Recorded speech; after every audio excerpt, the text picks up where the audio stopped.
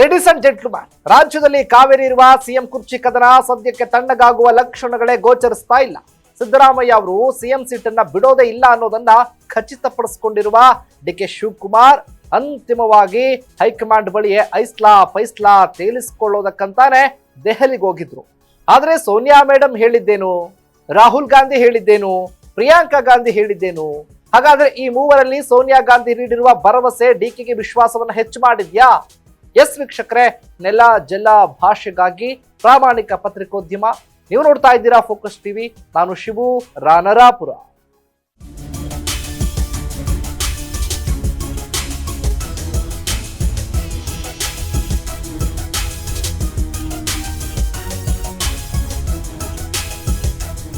DK Shivakumar ಅಂದ್ರೆ ರಾಜ್ಯ ರಾಜಕಾರಣದಲ್ಲಿ ಬ್ರಾಂಡ್, ಕಾಂಗ್ರೆಸ್ಸಿನ ರಾಯಭಾರಿ ಇದ್ದಂತೆ.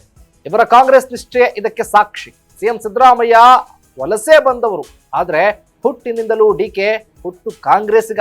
ಕರ್ನಾಟಕದಲ್ಲಿ ಮಂದಗತಿಯಲ್ಲಿದ್ದ ಕಾಂಗ್ರೆಸ್ಗೆ ಶಕ್ತಿ ನೀಡಿದ್ದೆ ಇದೇ ಡಿಸಿಎಂ ಡಿಕೆ ಶಿವಕುಮಾರ್. ಪ್ರಚಂಡ ಗೆಲುವಿನೊಂದಿಗೆ ಅಧಿಕಾರಕ್ಕೆ ತಂದಿದ್ದು ಇದೇ ಡಿಸಿಎಂ.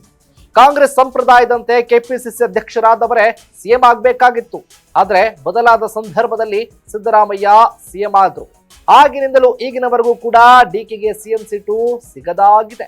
ಇದರಿಂದ ರೊಚ್ಚಿಗೆದ್ದಿರುವಂತಹ ಡಿಸಿಎಂ ಡಿಕೆ ಶಿವಕುಮಾರ್ ಹೆಂಗಾದ್ರೂ ಮಾಡಿ ನಾನು ಸಿಎಂ ಆಗ್ಲೇಬೇಕು ಅಂತ ನಾನಾ ಪ್ರಯತ್ನವನ್ನ ಮಾಡ್ತಿದ್ದಾರೆ. ಈಗ ಅಸಲಿ ವಿಷಯ ಏನಪ್ಪಾ ಅಂದ್ರೆ, ಶತಾಯಗತಾಯ ಸಿಎಂ ಆಗ್ಲೇಬೇಕು ಅಂದುಕೊಂಡು ದೆಹಲಿಗೆ ಹೋಗಿದ್ದ ಡಿಕೆ ನೇರವಾಗಿಯೇ ಗಾಂಧಿ ಕುಟುಂಬದ ಮೂವರನ್ನ ಭೇಟಿಯಾಗಿದ್ದಾರೆ. ಸೋನಿಯಾ ಗಾಂಧಿ, ರಾಹುಲ್ ಗಾಂಧಿ ಹಾಗೆ ಪ್ರಿಯಾಂಕಾ ಗಾಂಧಿ ಅವರನ್ನ ಮೀಟ್ ಆಗಿದ್ದಾರೆ. ತಮ್ಮೊಳಗಿನ ಕೋಪವನ್ನ ಅವರ ಬಳಿ ಎತ್ತಿ ಹಾಕಿದ್ದಾರೆ. ಆದ್ರೆ ಡಿಕೆ ಬೇಳೆ ಅಲ್ಲಿ ಬೇಯೋದೇ ಇಲ್ಲ. ಮೈಸೂರಿನ ಮೇಟಗಳ್ಳಿ ಏರ್ಪೋರ್ಟ್ ರನ್ವೇಲಿ ನಿಂತು ಡಿಸಿಎಂ ಸಿಎಂ ಜೊತೆ ಮಾತನಾಡದಂತ ರಾಹುಲ್ ಗಾಂಧಿ ತರಾತುರಿಯನ್ನು ಹೋಗಿದ್ರು. ಆಗಿನಿಂದಲೂ ಡಿಕೆಗೆ ಭೇಟಿ ಮಾಡೋದಕ್ಕೆ ಸಿಕ್ಕಿರಲಿಲ್ಲ. ಆ ಬಳಿಕ ಸಂಸತ್ತಿಗೆ ಹೋಗಿ ಕಾದ್ರೂ ಕೂಡ ಡಿಕೆಗೆ ರಾಗ ಸಿಕ್ಕಿರಲಿಲ್ಲ. ಇದರಿಂದ ಬೇಸರಗೊಂಡಿದ್ದ ಡಿಕೆ ಅಸ್ಸಾಂ ಚುನಾವಣೆ ನೆಪದಲ್ಲಿ ಸೋನಿಯಾ ಗಾಂಧಿ ಮನೆಗೆ ಹೋಗಿದ್ರು. ಆದ್ರೆ ಅಲ್ಲಿ ಆಗಿದ್ದೇ ಬೇರೆ. ಯಥಾಸ್ಥಿತಿಯಲ್ಲಿ ಡಿಕೆ ಅವರನ್ನ ಮನವೊಲಿಸಿ ಕಳುಹಿಸುವಲ್ಲಿ ಹೈಕಮಾಂಡ್ ನಾಯಕರು ಯಶಸ್ವಿಯಾಗಿದ್ದಾರೆ.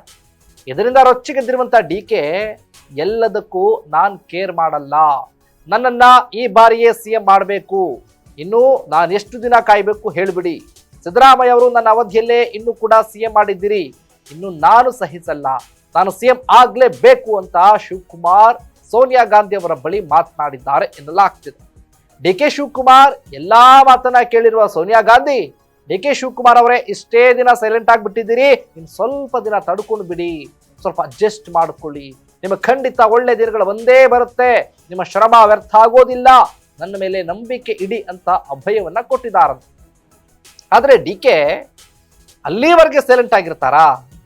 ಆ ಬಳಿಕ ಆದ್ರೂ ಸಿದ್ದರಾಮಯ್ಯ ಅವರು ಡಿಕೆಗೆ ಸಿಎಂ ಸೀಟನ್ನು ಬಿಟ್ಕೊಟ್ಬಿಡ್ತಾರಾ? ಕಾದು ನೋಡ್ಬೇಕಾಗುತ್ತೆ.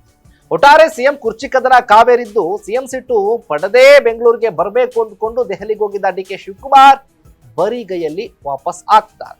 ಆದ್ರೆ ಸಿದ್ದರಾಮಯ್ಯ ಅವರ 17ನೇ ಬಜೆಟ್ ಬಳಿಕ ಆದ್ರೂ ಸೋನಿಯಾ ಮೇಡಮ್ ಡಿಕೆಗೆ ಸಿಎಂ ಸೀಟ್ ಕೊಡಿಸ್ತಾರಾ? ಕಾದ್ ನೋಡೋಣ.